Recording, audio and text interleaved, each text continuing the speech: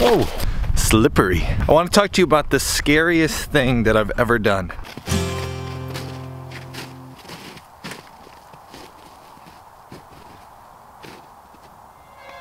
Think about jumping off of rocks. Did you ever do that? When I was a kid, there was a lake near us, Candlewood Lake. And on Candlewood Lake was a big, tall rock they called Chicken Rock. And Chicken Rock was pretty tall. It was probably as tall as that tree right there. You guys hungry? When they don't have food, they all come running for me. So they must be out of food right now. That looks empty.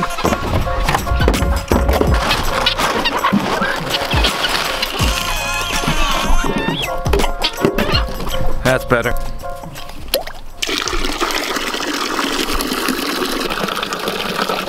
Each summer we would head out to Chicken Rock and taking our turn jumping off.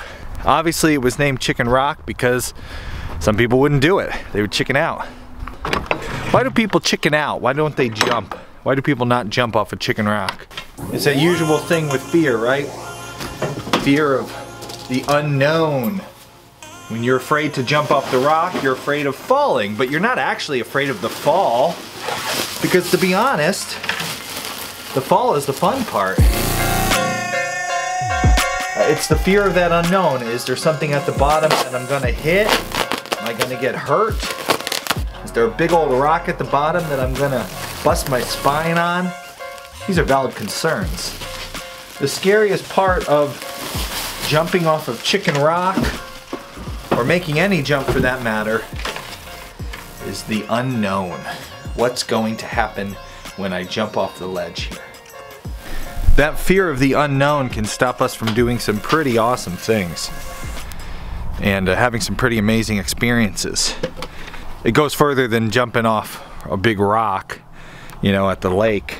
I've been fortunate in my life to do some things that some might think were scary, but I didn't let the fear hold me back from doing them, and because of them I had some cool experiences. Come on, pup. Let's go. I once hitchhiked a river in the Amazon.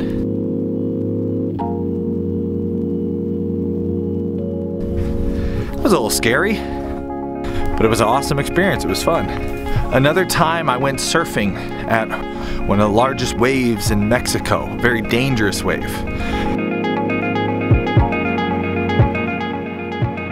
I was petrified.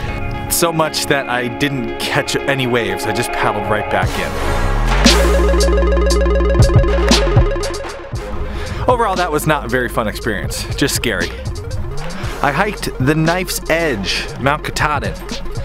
That was scary, especially because I had my little sister with me, and half the time I was worried she was gonna fall off, and yeah, overall scary, but cool experience. Got to do something really different, really exciting. The point is, sometimes fear is holding us back from doing some pretty cool things. Holy crap, there are a ton of dog tracks back here, which are smaller than my dog. This looks like a lot of coyote tracks. I'm gonna have to do something about this.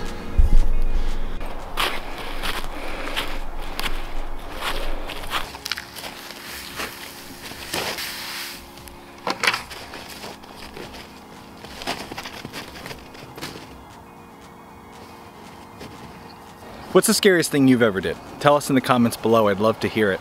I promised in this video I was going to talk about the scariest thing I ever did. Now this is different from the scariest thing that ever happened to me. That's probably the times I've had to bring my kids to the hospital. Nothing's more scary than that. But the scariest thing that I ever chose to do was not jump off of a really tall rock or surf in a dangerous place. I think the scariest thing I've ever made the decision to do was become self-employed. And that's kind of lame. It's not like, you know, walking up to a grizzly bear or something. A lot of the really scary things I don't do well. Even heights I'm not really good with. It was a miracle I even jumped off Chicken Rock. I had a really nice job before I was self-employed. I was working with my dad, doing a job I was good at, getting paid nicely for the work I was doing. Incredibly flexible boss, very understanding. If I had to take a day to go with the kids and do something, he would let me have it. We talk about jumping. Making the break from that steady job, the steady paycheck, knowing it was a good position, getting paid, doing something I enjoyed, for the unknown, that was scary. So why did I go from this really nice setup, working with my dad, to being self-employed?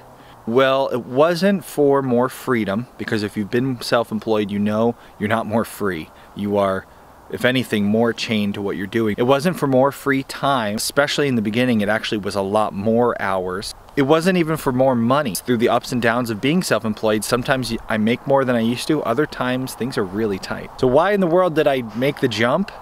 I wanted the control. I wanted to be in control of my living and my family's living as much as I could be. When you work for yourself, you do have all the control. Now that's a good thing and that's a bad thing, and overall it's a little scary because it means you can do right by yourself. With the control, you can make good decisions, earn a good living, have more free time, and all those other things. But it also means when you're in control, just like when you're driving a car, if you're a bad driver, sometimes you jump off one rock and you decide, well, let's jump off another. And that second rock might be scarier than the first. I'm making a huge jump in my life right now. I've been running a marketing business, helping other clients make content, grow their businesses, build websites, videos. It's been a really great line of work, and I've enjoyed working with some really great businesses. But now I'm making a big jump. We announced not too long ago that I'm going full-time with Homesteady. That means a full-time content creator. Will I have more free time? Honestly, I don't know. Content creation is a lot of work. Will I make more money? Definitely not right now. There is a pay cut. Will I have more freedom? Well, a lot of that depends on whether or not I build the right kind of business with my content business. It's a scary jump. I don't know if it's going to work. Remember, that's why people are afraid to jump off rocks in the first place, because of that fear of the unknown. We look over the edge, we see nothing but water. What's beneath the water? That fear of the unknown can hold us back from doing some amazing things. So, here I am, standing at the precipice, and I've made the leap. But I have no idea yet what this fall is going to be like.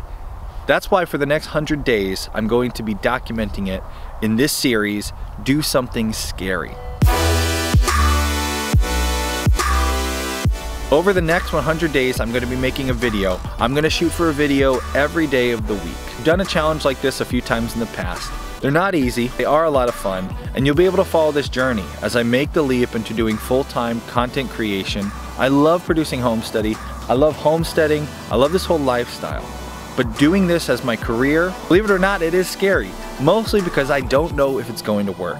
And at the end of this 3 months, and at the end of the 100 days, I might look like a big goof and say, well, you know what guys, I gotta go get a job. Join me for the next 100 days in this Do Something Scary, with this idea of trying to do something scary. Now that's different from something dangerous. I don't want you to go jumping off of any big rocks, especially if you don't know if it's safe or not. But do something that's challenging. Push yourself to start something new, something that maybe you've been holding back on. Have you been wanting to start a homestead, but you've been afraid to buy those first animals? Maybe now's the time to start planning it. And over this next 100 days, we're gonna do a lot to help you do something scary.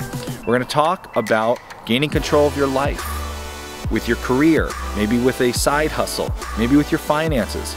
We're gonna talk about homesteading, different animals you can choose to have on your homestead. It is really scary to buy a cow, but I'm glad we did, because now we have this amazing animal and this awesome quality milk. We'll talk about planning for homestead, growing your farm business, side hustles, content creation, how to make a business out of YouTube and websites and podcasts. We'll talk about my business and how things are going over these next 100 days as I transition into doing Homesteady full time. It's going to be a lot of fun, and of course, it's going to be a little bit scary. And do me a huge favor. The only way I can do Homesteady full time is if we grow this show. So please think of one friend, just one friend, that you think could use a little nudge to do something scary. Maybe they've been thinking about getting chickens or starting a garden. Maybe they've been thinking about starting their own business or just a side hustle. Send this video to them. Tell them a little personal note in the email. Hey, I think this video would be good, check it out. And stay tuned for tomorrow's video. I'm gonna talk about why this jump is so scary. Because I got soft. We'll talk about that in tomorrow's video.